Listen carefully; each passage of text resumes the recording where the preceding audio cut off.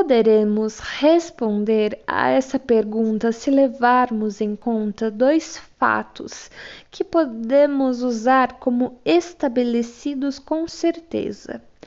1. Simultaneamente à formação desse grupo psíquico isolado, a paciente desenvolveu suas dores histéricas. 2. A paciente ofereceu forte resistência à tentativa de se promover uma associação entre o grupo psíquico isolado e o resto do conteúdo de sua consciência. E quando, apesar disso, a ligação se realizou, ela sentiu uma grande dor psíquica.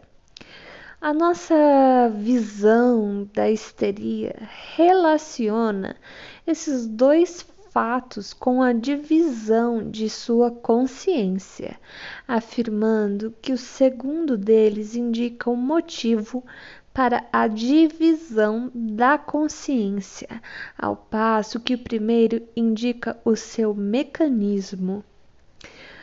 O motivo foi o de defesa. A recusa por parte de todo o ego da paciente a chegar a um acordo com esse grupo representativo.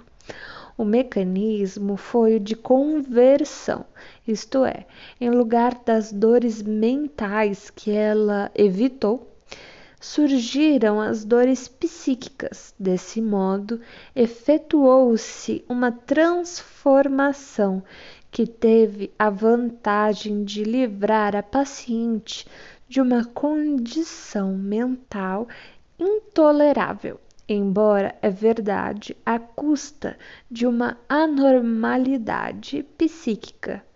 A divisão da consciência que se efetuou e de uma doença física, suas dores, sobre as quais se desenvolveu uma abasia.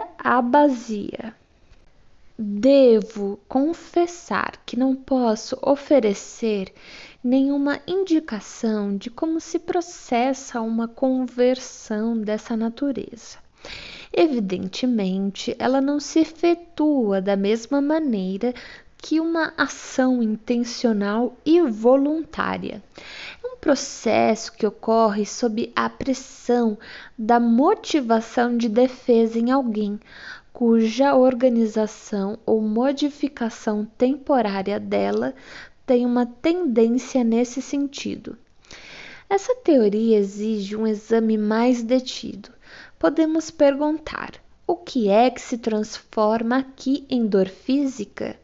Uma resposta cautelosa seria algo que talvez se tivesse transformado e que deveria ter se transformado em dor mental.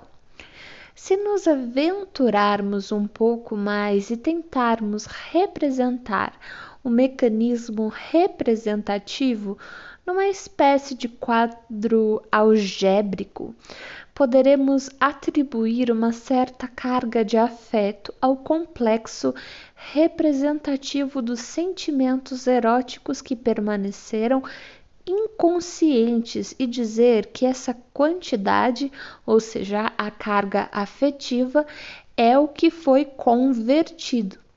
Resultaria diretamente dessa descrição que o amor inconsciente teria perdido tanto de sua intensidade através de uma conversão desse tipo que se teria reduzido a apenas uma representação fraca.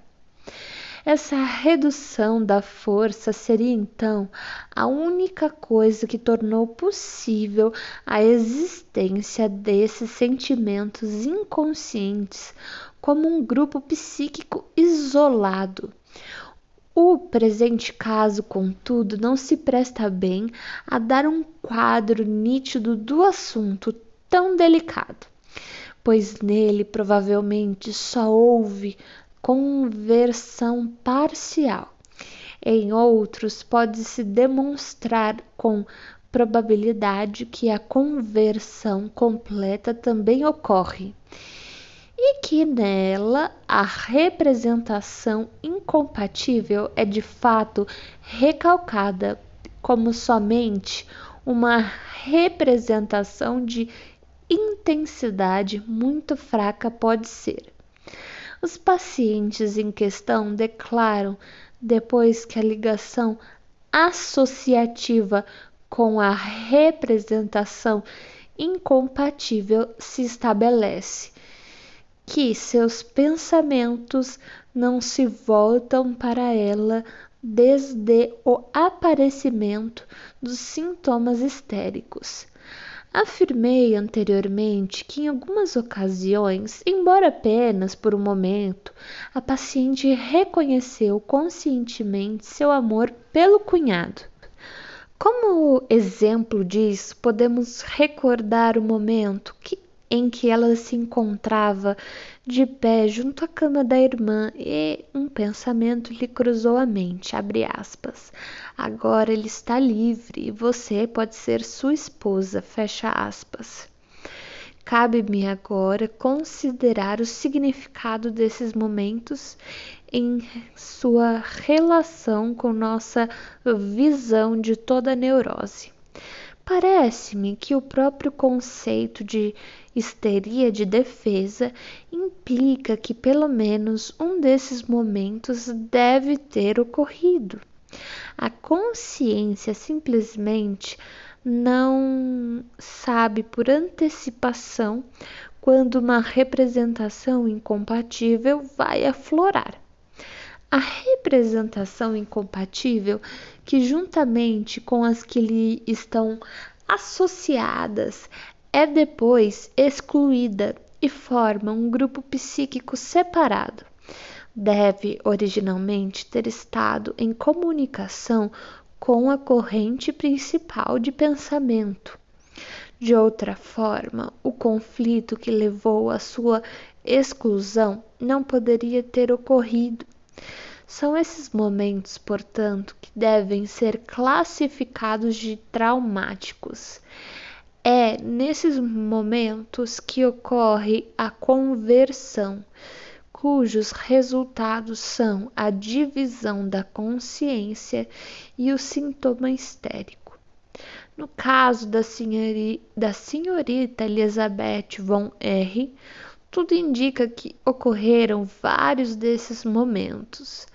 As cenas do passeio, o devaneio matinal, o banho e a presença à cabeceira da irmã.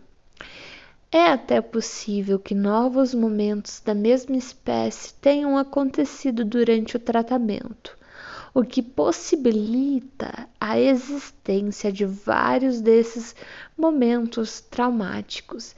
É que as experiências semelhantes a que originalmente introduziu a representação incompatível acrescentam uma nova excitação ao grupo psíquico separado e, desse modo, suspendem temporariamente o êxito da conversão. O ego é obrigado a prestar atenção a essa irrupção súbita da representação e a restaurar o antigo estado de coisas através de uma nova conversão. A senhorita Elizabeth, que passava muito tempo na companhia do cunhado, deve ter ficado particularmente sujeita à ocorrência de novos traumas. Do ponto de vista de minha exposição atual, eu teria preferido um caso em que a história traumática se situasse inteiramente no passado. Cabe-me agora tocar num ponto que, conforme descrevi, levanta um obstáculo à compreensão desse caso. Baseando-se na análise, presumi que uma primeira conversão havia ocorrido quando a paciente estava cuidando do pai. na época em que seus deveres de enfermeira entraram em conflito com seus desejos eróticos e que o que aconteceu então foi o protótipo dos eventos posteriores na estação de águas nos Alpes que levaram à irrupção da doença. Mas parecia, pelo relato da paciente, que, enquanto cuidava do pai e durante o tempo que se seguiu, o que descrevi como o primeiro período, ela não teve nenhuma dor e nenhuma fraqueza locomotora.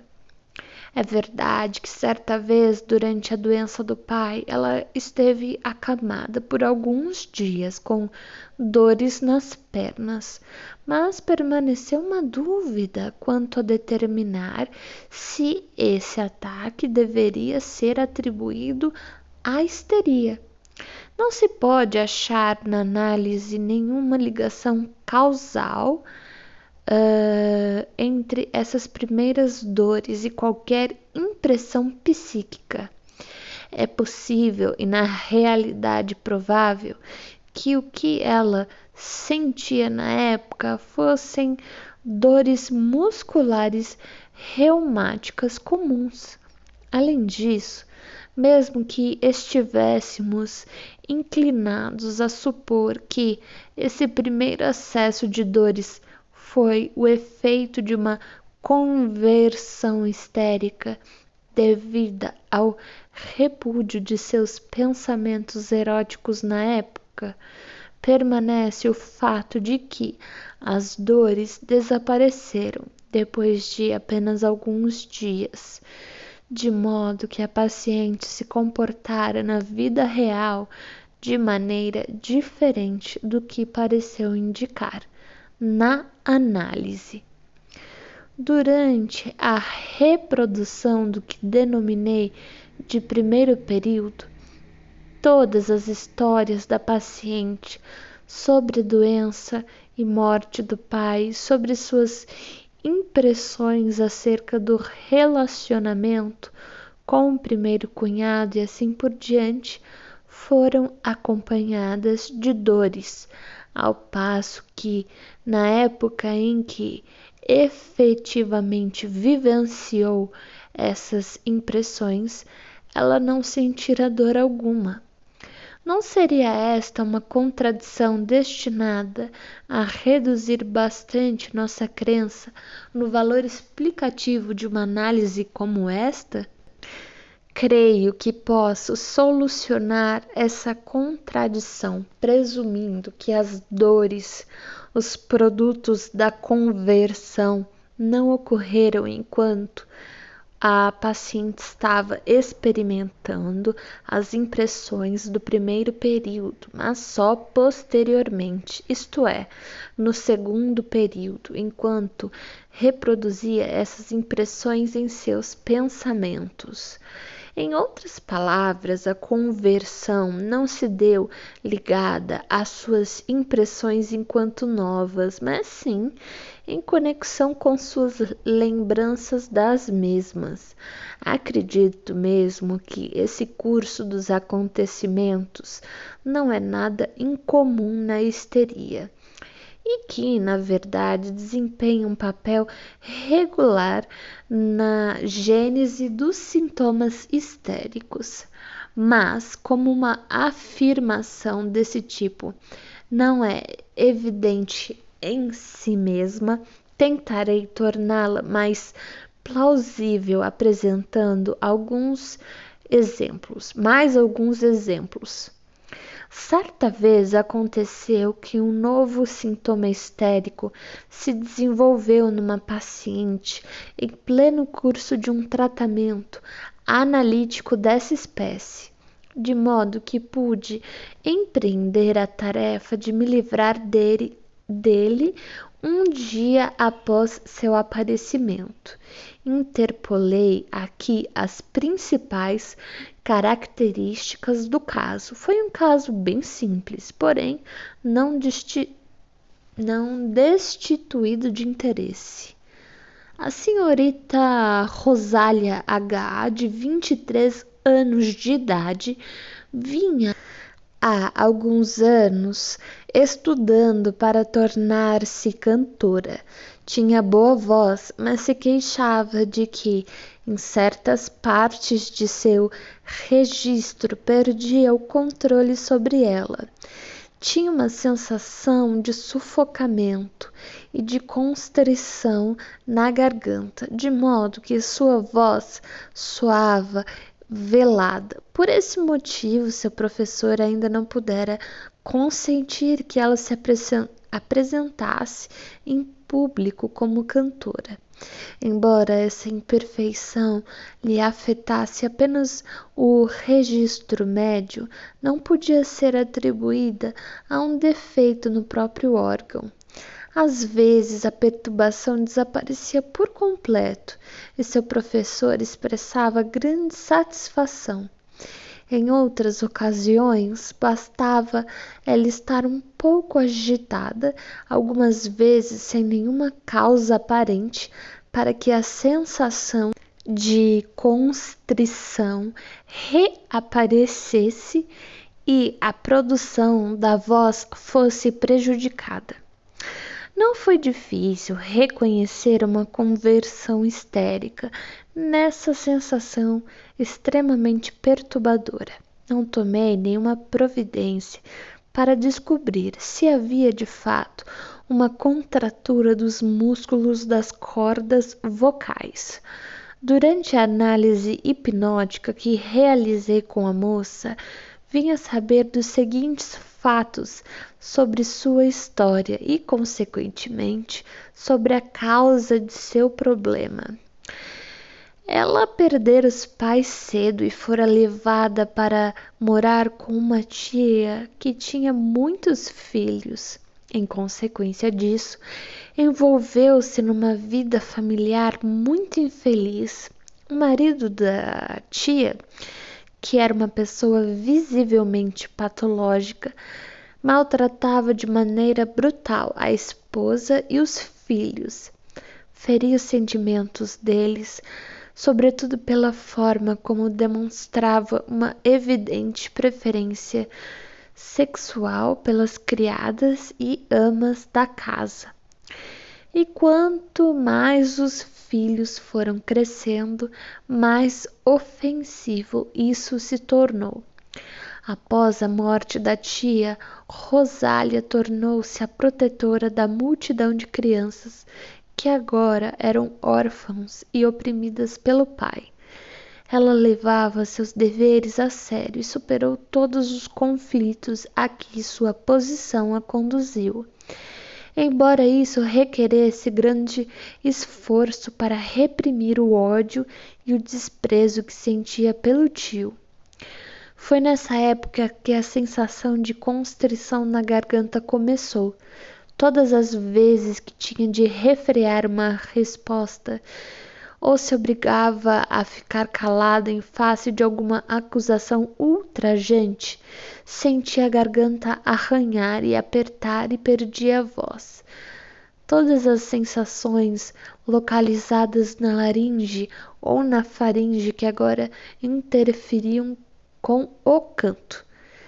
Não era de admirar que ela buscasse uma oportunidade para se tornar independente e escapar das agitações e das experiências aflitivas que ocorriam diariamente na casa do tio. Um professor de canto muito competente ajudou-a de modo desinteressado. Ele assegurou que sua voz justificava que escolhesse o canto como profissão. Ela começou então a tomar lições com ele em segredo. Muitas vezes saía às pressas para a aula de canto, enquanto ainda tinha a constrição na garganta, que costumava persistir após cenas violentas em casa. Como consequência, estabeleceu-se com firmeza uma ligação entre o canto e sua parestesia histérica. Uma ligação para a qual o caminho foi preparado pelas sensações orgânicas. provocadas pelo canto.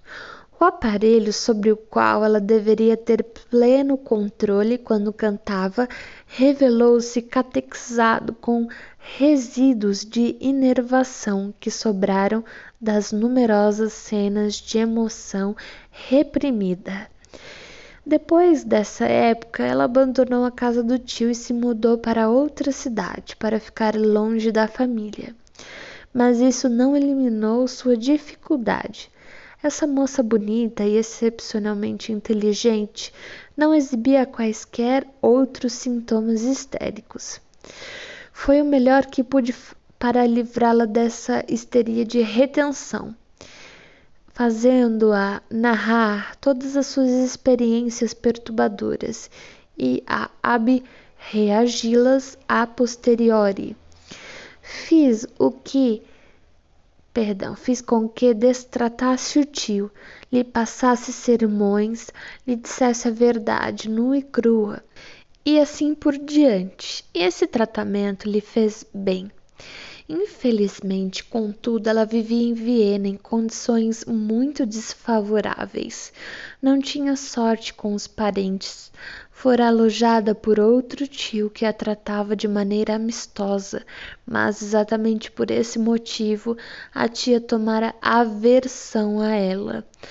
Essa mulher suspeitava que o marido tinha um interesse mais profundo pela sobrinha e, assim, resolveu tornar-lhe a estada em Viena tão desagradável quanto possível. A própria tia, em sua mocidade, fora obrigada a desistir de uma carreira artística e invejava a sobrinha por poder cultivar seu talento, embora no caso da moça não tivesse sido seu desejo, mas sua necessidade de independência que lhe determinara a decisão.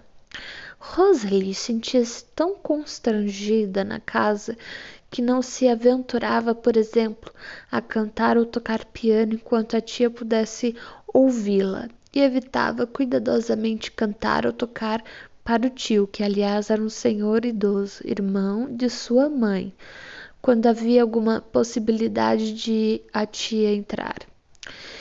Enquanto tentava eliminar os vestígios de antigas agitações, surgiram outras, e a partir dessas relações com seu anfitrião e sua anfitrioa, que por fim interferiram no êxito do tratamento e o levaram a um fim prematuro. Um dia a paciente chegou para a sessão com um novo sintoma, que não chegava a ter 24 horas. Queixava-se de uma desagradável sensação de alfinetadas nas pontas dos dedos, as quais, segundo disse, vinha sentindo em intervalos de poucas horas desde o dia anterior, e que a obrigavam a fazer um movimento peculiar de contorção dos dedos. Não cheguei a observar um acesso, caso contrário, sem dúvida teria podido adivinhar pela natureza dos movimentos o que havia ocasionado, mas imediatamente tentei seguir a trilha da explicação do sintoma. Era, na verdade, um ataque histérico menor, pela análise hipnótica, visto que a coisa só começara a existir há tão pouco tempo. Eu tinha esperança de poder explicar rapidamente o sintoma e eliminá-lo. Para minha surpresa, a paciente desfiou um grande número de cenas sem hesitação e em ordem cronológica, a começar por sua primeira infância. Pareciam ter em comum o fato de lhe ter sido causado algum dano do qual ela não pudera defender-se e que teria feito seus dedos estremecerem. Eram cenas por exemplo, como a de ter que estender a mão na escola para que o professor lhe batesse com uma régua, mas tinha ocasiões muito comuns e eu estava preparado para negar que pudessem desempenhar um papel na etiologia de um sintoma histérico. Mas foi diferente, com uma cena de sua infância que ela descreveu. O tio Mal, que sofria de reumatismo, pedira-lhe que massageasse suas costas e ela não ousara recusar. Na ocasião, ele estava deitado na cama e, de repente, jogou longe os lençóis, deu um salto e tentou agarrá-la e derrubá-la na cama.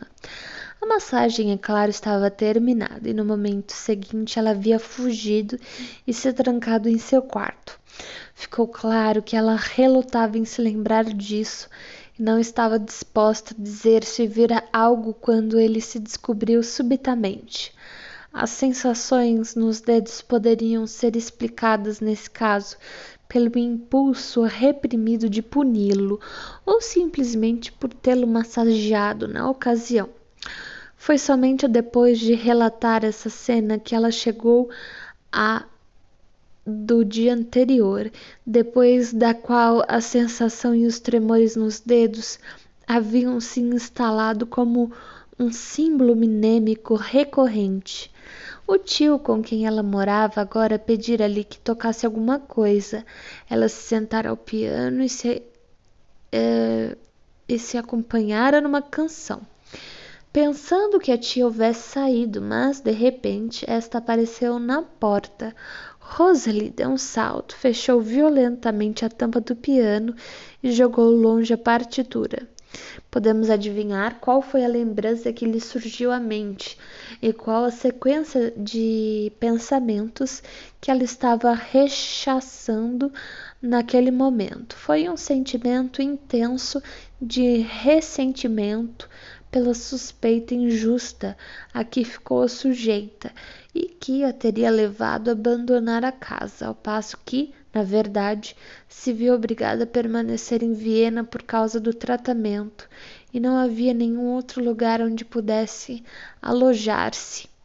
O movimento dos dedos que a vi fazer enquanto narrava essa cena foi o de afastar algo retorcendo os dedos, da maneira como um sentido literal ou figurado. Pomos algo de lado, jogamos fora um pedaço de papel ou rejeitamos uma sugestão. Ela foi muito firme em sua insistência de que não havia notado esse sintoma antes, de que ele não fora ocasionado pelas cenas inicialmente descritas. Assim, só nos restou supor que o acontecimento da véspera havia, em primeiro lugar, despertado a lembrança de acontecimentos anteriores, de temática semelhante, e que a partir daí se formara um símbolo mnêmico que se aplicava a todo o grupo de lembranças. A energia para a conversão fora suprida, de um lado, por um afeto renovado e de outro pelo afeto relembrado. Ao considerarmos a questão mais detidamente, devemos reconhecer que um processo dessa natureza é mais a regra do que a exceção na gênese dos sintomas histéricos. Quase invariavelmente, ao investigar os determinantes desse estado, o que tenho encontrado não é uma única causa traumática, mas um grupo de causas semelhantes. Isso foi bem exemplificado no caso da senhorita M, caso 2. Em alguns desses exemplos, foi possível comprovar que o sintoma em causa já aparecera por um breve período após o primeiro trauma e depois passara até ser novamente provocado e estabilizado por um trauma subsequente. Não existe, contudo, em princípio, nenhuma diferença entre o fato de o sintoma surgir dessa forma temporária após sua primeira causa provocadora e o fato de estar latente desde o começo. Com efeito, na grande maioria dos exemplos, verificamos que um primeiro trauma não deixa nenhum sintoma, ao passo que um trauma posterior da mesma espécie produz um sintoma, só que este último não pode ter surgido sem a cooperação da causa provocadora anterior, que nem pode ter esclarecido sem se levar em conta todas as causas provocadoras. Enunciado em termos de teoria da conversão, esse fato indiscutível da soma dos traumas e da latência preliminar dos sintomas nos ensina que a conversão pode resultar tanto de sintomas novos quanto dos que são relembrados. Essa hipótese explica inteiramente a aparente contradição que observamos entre os fatos da doença da senhorita Elizabeth von R. e sua análise.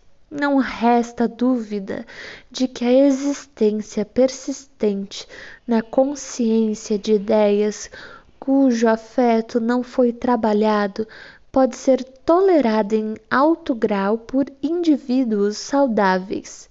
A opinião que acabo de apresentar nada mais faz do que aproximar o comportamento das pessoas histéricas do das pessoas sadias. O que nos interessa aqui é claramente um fator quantitativo, a questão de qual o grau máximo de tensão afetiva dessa natureza que o organismo pode tolerar. Mesmo uma pessoa histérica é capaz de reter certa quantidade de afeto, com o qual não se lidou quando, em virtude da ocorrência de causas provocadoras semelhantes. Essa quantidade é aumentada pela soma até um ponto além da tolerância do indivíduo. Dá-se o ímpeto para a conversão.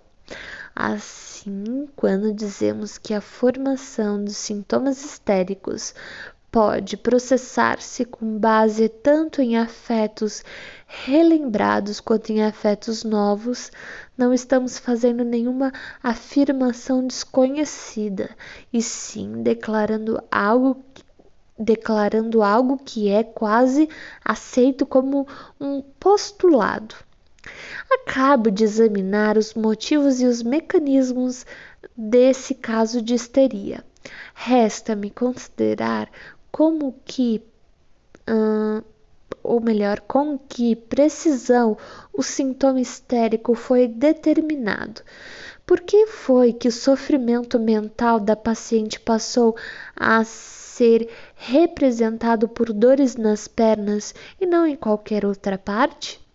As circunstâncias indicam que essa dor somática não foi criada pela neurose, mas apenas utilizada, aumentada e mantida por ela. Posso acrescentar imediatamente que encontrei um estado de coisas semelhantes em quase todos os casos de dores histéricas, dos quais pude obter alguma compreensão. Sempre estivera presente no início uma dor autêntica de base orgânica. Parece que as dores humanas mais comuns e mais difundidas são as escolhidas com mais frequência para desempenhar um papel na histeria. Em particular, as dores posteriosteais e nevrálgicas que acompanham as doenças dentárias, as dores de cabeça provenientes de muitas fontes diferentes e, não com menos frequência, as dores musculares reumáticas que tantas vezes deixam de ser reconhecidas. Da mesma forma, atribuo uma base orgânica ao primeiro acesso de dor da senhorita Elizabeth von R., que ocorreu muito antes, quando ela ainda cuidava do pai.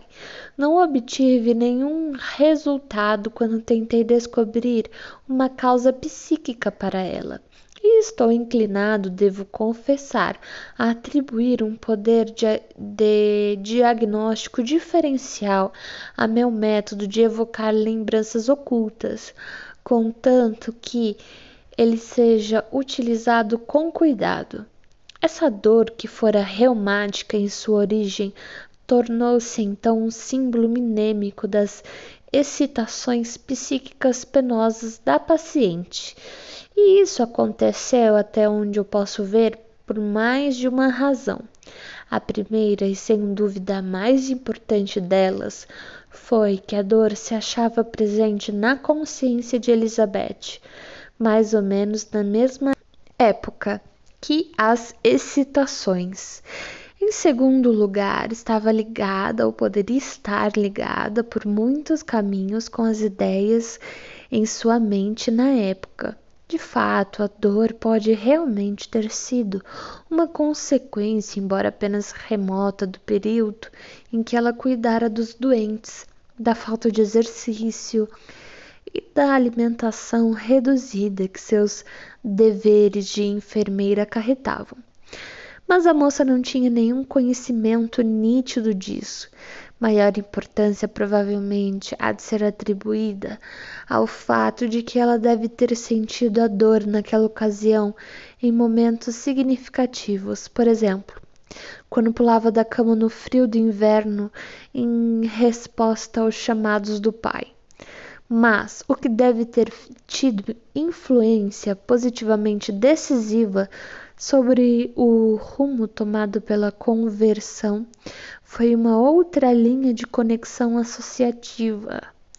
O fato de que durante vários dias seguidos uma de suas pernas doloridas entrou em contato com a perna entumecida do pai enquanto as ataduras eram trocadas. A região da perna direita que foi marcada por esse contato ficou sendo, a partir daí, o foco de suas dores e o ponto de onde elas se irradiavam. Formou uma zona esterogênica artificial, cuja origem do presente caso pode ser claramente observada.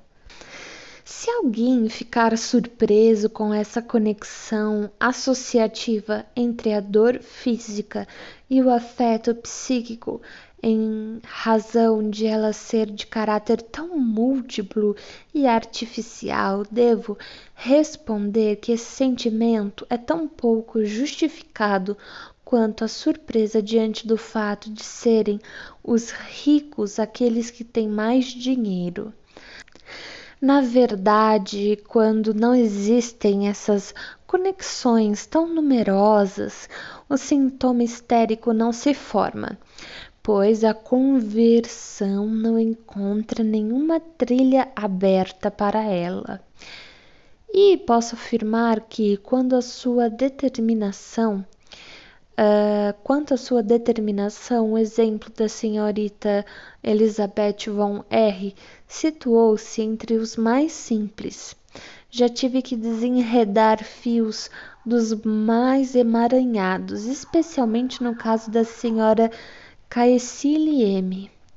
No relato do caso clínico, já discuti a maneira pela qual a astasia basia da paciente se desenvolveu sobre essas dores, depois de uma trilha específica ter sido aberta para a conversão. Naquele trecho, contudo, externei minha opinião de que a paciente criara ou aumentara seu distúrbio funcional por meio da simbolização, que encontrara na astasia basia, uma expressão somática que para sua falta de uma posição independente e sua incapacidade de fazer qualquer alteração em suas circunstâncias de vida, e que expressões como abre aspas, não ser capaz de dar um único passo à frente, fecha aspas, e, abre aspas, não ter nada em que se apoiar, fecha aspas, serviram de ponte para esse novo ato de conversão. Tentarei sustentar esse ponto de vista por meio de outros exemplos. A conversão com base na simultaneidade, quando há também uma ligação associativa, parece ser a que menos exige uma predisposição histérica. A conversão por simbolização, por outro lado, parece exigir a presença de um grau mais elevado de modificações histéricas. Isso pode ser observado no caso da senhorita Elizabeth, mas apenas no último estágio de sua histeria. Os melhores exemplos de simbolização que vi ocorreram na senhora Caecile M., cujo caso eu poderia descrever de o mais grave e instrutivo que já tive. Já expliquei que um relato pormenorizado de sua doença é infelizmente impossível. A senhora Caecile sofria, entre outras coisas, de uma nevralgia facial extremamente violenta, que surgia subitamente 2 ou 3 vezes por ano, durava de 5 a 10 dias, resistia a qualquer espécie de tratamento e cessava abruptamente. Limitava-se à segunda e à terceira ramificações do trigêmeo, e visto que uma excreção anormal de uratos estava sem dúvida alguma presente e que um reumatismo agudo, não muito bem definido, desempenhava certo papel na história da paciente. O diagnóstico de nevralgia gotosa era bastante plausível. Esse diagnóstico foi confirmado pelos diferentes médicos chamados a cada acesso. Previa-se o tratamento comum para esses casos, escova elétrica, água alcalina e purgantes, mas a cada vez a nevralgia se mantinha inalterada, até que resolvia dar lugar a outro sintoma. Numa época anterior de sua vida, a nevralgia tinha 15 anos de idade. Os dentes da paciente tinham sido responsabilizados pelo problema. Foram condenados à extração e um belo dia, sob narcose, a sentença foi executada em 7 dos criminosos. Essa tarefa não foi tão fácil. Os dentes estavam presos com tanta firmeza que as raízes da maioria deles tiveram que ser deixadas no lugar. Essa operação cruel não teve nenhum resultado, nem temporário nem permanente. Naquela época, a nevralgia campeou por meses a fio. Mesmo durante o meu tratamento, a cada acesso de nevralgia, o dentista era chamado. Em todas essas ocasiões, ele diagnosticou a presença de raízes doentes e começou a trabalhar nelas, mas em geral logo foi interrompido, pois a nevralgia cessava de repente. Ao mesmo tempo, cessava a necessidade dos serviços do dentista. No intervalo entre as crises, os dentes da paciente não doíam. Certo dia, quando um acesso estava outra vez campeando furiosamente, a paciente fez com que eu lhe aplicasse tratamento hipnótico. Proibi-lhe energicamente que sentisse dores e, a partir desse momento, elas pararam. Comecei então a ter dúvidas quanto à autenticidade da nevralgia. Cerca de 1 ano após esse tratamento hipnótico bem-sucedido, a doença da senhora Caecile assumiu uma nova forma e surpreendente. Ela subitamente apresentou novos estados patológicos, diferentes dos que haviam caracterizado os últimos anos, mas, após pensar um pouco, a paciente declarou que tivera todos eles em várias ocasiões durante sua longa doença, que datava de 30 anos antes. Surgiu então uma abundância realmente surpreendente de ataques histéricos, a que a paciente pôde atribuir um lugar preciso no passado. Logo, foi possível acompanhar também as cadeias de pensamento, muitas vezes complexas, que determinaram a ordem de ocorrência desses ataques. Eles pareciam uma série de quadros com textos explanatórios. Pitres deve ter pensado em algo semelhante ao apresentar sua descrição do que denominou de delire ecmnésique. Era notável observar a maneira como um ataque histérico desse tipo, pertencente ao passado, era reproduzido. Primeiro surgia enquanto a paciente gozava da melhor saúde, um estado de, abre aspas, ânimo patológico com um colorido específico que ela sistematicamente interpretava mal e atribuía a algum acontecimento corriqueiro das últimas horas. A seguir, acompanhados de... Imagina que fecha aspas aqui, porque no texto não tem. A seguir, acompanhados por uma crescente turvação da consciência, sobrevinham os sintomas histéricos, alucinações, dores, espasmos e longos discursos declamatórios. Por fim, estes sintomas eram seguidos pela emergência sob forma alucinatória de uma experiência passada que tornava possível explicar seu estado de espírito inicial e que determinara os sintomas de seu atual ataque. Com essa última parte do ataque, ela recuperava a lucidez mental. Seus problemas desapareciam como que num passe de mágica e ela voltava a sentir-se bem até o ataque seguinte, meio-dia depois. Em geral, eu era chamado no clímax do ataque, induzia um estado de hipnose, evocava a reprodução da experiência traumática e apressava o final do ataque por meios artificiais. Como assisti a várias centenas desses ciclos com a paciente, obtive a informação mais instrutiva sobre a maneira pela qual os sintomas histéricos são determinados. Na realidade, foi o estudo desse caso notável, juntamente com Breuer, que levou diretamente à publicação de nossa, entre aspas, comunicação preliminar de 1893, que serve de introdução ao presente volume. Nessa fase do trabalho, chegamos finalmente à reprodução de sua nevralgia facial, que eu próprio tratara nas ocasiões em que surgiu em ataques atuais. Estava curioso em descobrir se também a nevralgia mostraria ter uma causa psíquica. Quando comecei a evocar a cena traumática, a paciente viu-se de volta a um período de grande irritabilidade mental com o marido. Descreveu uma conversa que tivera com ele e uma observação dele que ele sentira como um áspero insulto. De repente, levou a mão à face, soltou um grande grito de dor e exclamou, abre aspas, foi como uma bofetada no rosto, fecha aspas.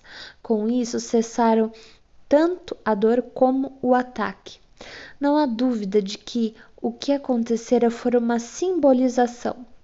Ela se sentira como se tivesse realmente recebido uma bofetada.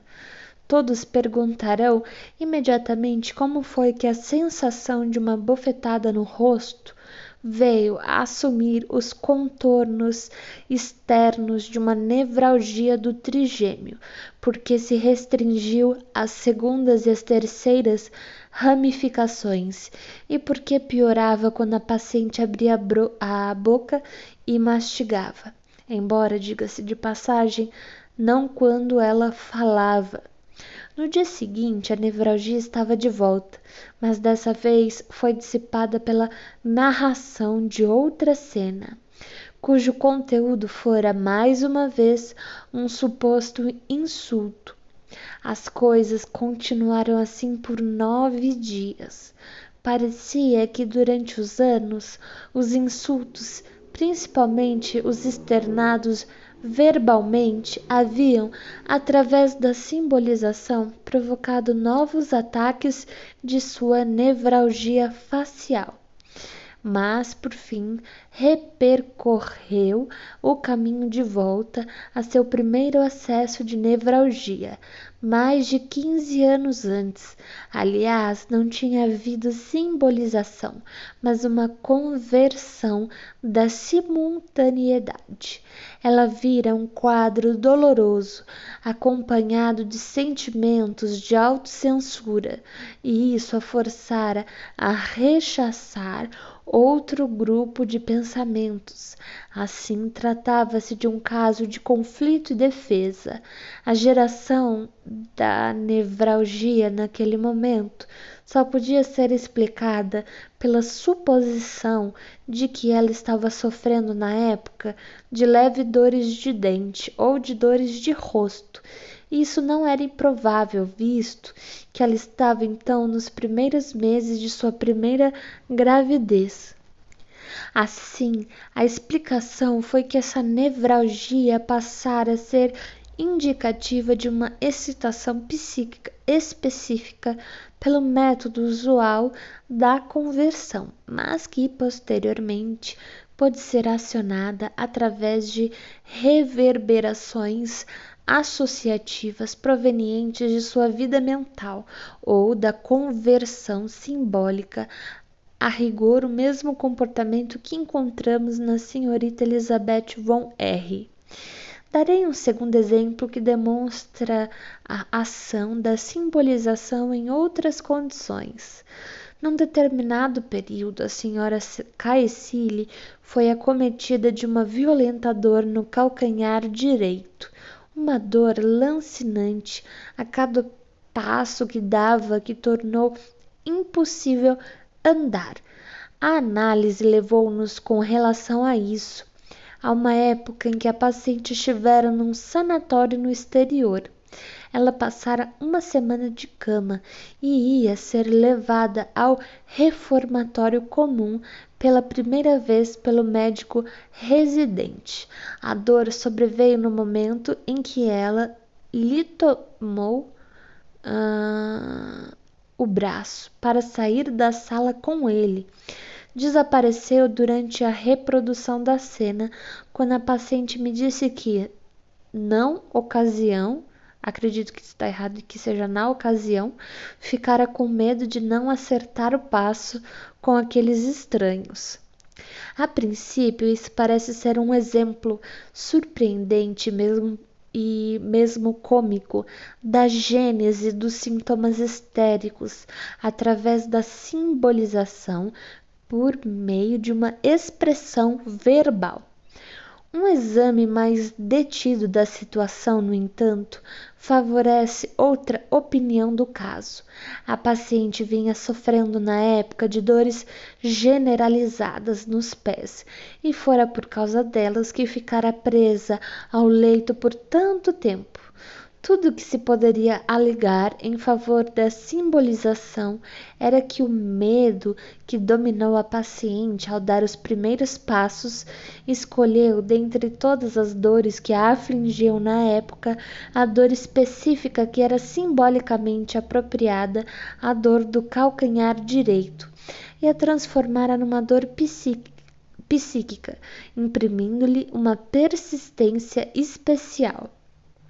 Nesses exemplos, o mecanismo de simbolização parece ser relegado a uma importância secundária, como sem dúvida é a regra geral. Mas disponho de exemplos que parecem provar a gênese dos sintomas histéricos apenas através da simbolização. O exemplo que se segue é um dos melhores e se relaciona mais uma vez com a senhora Caecile, quando contava 15 anos. Ela estava deitada na cama sob o olhar vigilante da avó amorosa. A moça subitamente deu um grito, sentindo uma dor penetrante na testa, entre os olhos, que durou semanas. No decorrer da análise dessa dor, que foi descrita após quase 30 anos, ela me disse que a avó lhe dirigira um olhar tão penetrante que fora direto até o cérebro. Ela sentira medo de que a velha a tivesse olhando com desconfiança. Ao contar-me isso, irrompeu numa sonora gargalhada e a dor mais uma vez desapareceu. Nesse caso, não posso discernir outra coisa senão o mecanismo de simbolização, que tem seu lugar, em certo sentido, a meio caminho entre a autossugestão e a conversão. Minha observação da senhora Caecile M. proporcionou-me a oportunidade de fazer uma coletânea sistemática de simbolizações. Todo um grupo de sensações físicas que normalmente se considera que são determinadas por causa orgânica era, no caso dela, de origem psíquica, ou pelo menos possuía um significado psíquico. Uma série específica de suas experiências foi acompanhada por uma sensação de punhalada na região cardíaca. Significado: apunhalou-me no coração. A dor que ocorre na histeria, em que se cravaram pregos na cabeça, tinha, sem dúvida, de ser explicada no caso dela como uma dor relacionada com o pensamento, abre aspas, uma coisa me entrou na cabeça, fecha aspas. As dores dessa espécie eram sempre dissipadas, tão logo os problemas em jogo eram esclarecidos, junto com a sensação de uma aura histérica na garganta, quando essa sensação surgia após um insulto. Havia a ideia de que, abre aspas, terei de engolir isto, fecha aspas. A paciente apresentava uma quantidade enorme de sensações e ideias que corriam paralelamente umas às outras. Ora, a sensação evocava a ideia que a explicava, ora a ideia criava a sensação por meio de simbolização, e não raro tinha que deixar em aberto a questão de qual dos dois elementos fora o primário. Não constatei nenhum uso tão extenso da simbolização em qualquer outro paciente. É verdade que a senhora Caecile M. era uma mulher de talentos bastante incomuns, principalmente artísticos, e cujo senso muito desenvolvido da forma era revelado em alguns poemas de grande perfeição. Sou de opinião, contudo, que quando um histérico cria uma expressão somática para uma ideia emocionalmente colorida através da simbolização, isso depende menos do que se poderia imaginar de fatores pessoais ou voluntários. Ao tomar uma expressão verbal ao pé da letra e sentir uma punhalada no coração ou uma bofetada no rosto após um comentário depreciativo vivido como um fato real, o histérico não está tomando liberdades com as palavras, mas simplesmente revivendo mais uma vez as sensações a que a expressão verbal deve ser justificativa.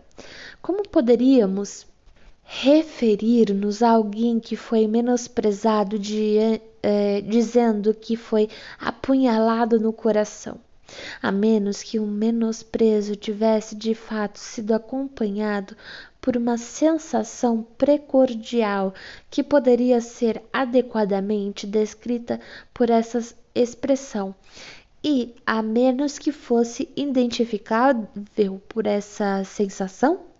O que poderia ser mais provável do que a ideia de que a figura de linguagem engolir alguma coisa que empregamos ao falar de um insulto ou ao qual não foi apresentada nenhuma réplica, originou-se na verdade das sensações inervatórias que surgem na faringe quando deixamos de falar e nos impedimos de reagir ao insulto? Todas essas sensações e inervações pertencem ao campo da, abre aspas, expressão das emoções, fecha aspas, que, como ensinou Darwin, consiste em ações que originalmente possuíam um significado e serviam a uma finalidade.